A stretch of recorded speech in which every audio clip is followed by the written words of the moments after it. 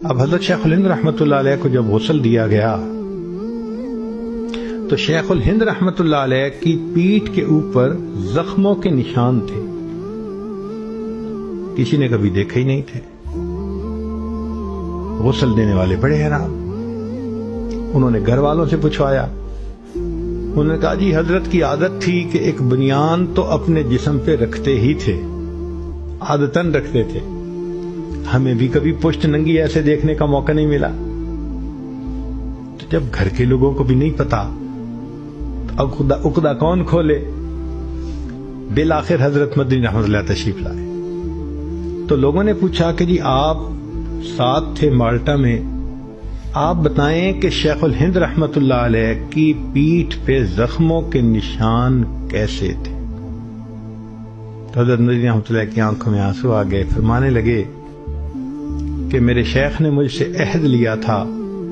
تم میری زندگی میں یہ بات کسی کو نہیں بتاؤ گے، لیکن اب وہ تو وفات پا گئے۔ اب میں یہ بات بتا سکتا ہوں کہ جب ہم وہاں تھے تو فرنگی نے حضرت شیخ الہند رحمۃ اللہ علیہ کو پکڑا اور انگارے زمین کے اوپر بچھائے اور کہا کہ یا تو یہ کہہ دو کہ تم ہمارے ساتھ ہو، ورنہ ہم ان انگاروں پر تمہیں لٹائیں گے۔ تو حضرت نے فرمایا کہ نہیں، میں یہ تو نہیں کہہ سکتا۔ تو انہوں نے زبردستی حضرت کو انگاروں کے اوپر لٹایا،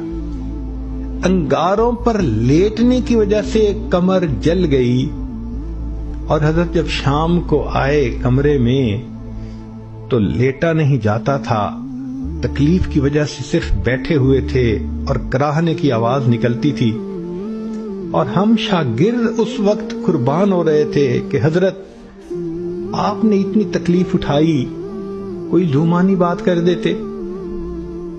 حضرت امام محمد رحمۃ اللہ نے کتاب الحیل لکھی نا، ہیلا بھی تو ہے نا شریعت میں، تو جب جان کا مسئلہ ہو تو ہیلا اختیار کر سکتے ہیں۔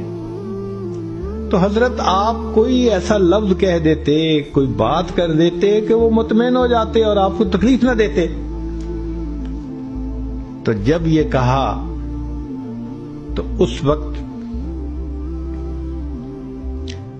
حضرت شیخ الہند رحمۃ اللہ علیہ نے حضرت مدنی رحمۃ اللہ کی طرف دیکھا، فرمان لگے حسین احمد تم کہتے ہو میں کوئی ایسی بات کر دیتا کہ وہ مطمئن ہو جاتے اور مجھے تکلیف میں نہ ڈالتے، تمہیں معلوم نہیں میں روحانی بیٹا ہوں امام مالک رحمۃ اللہ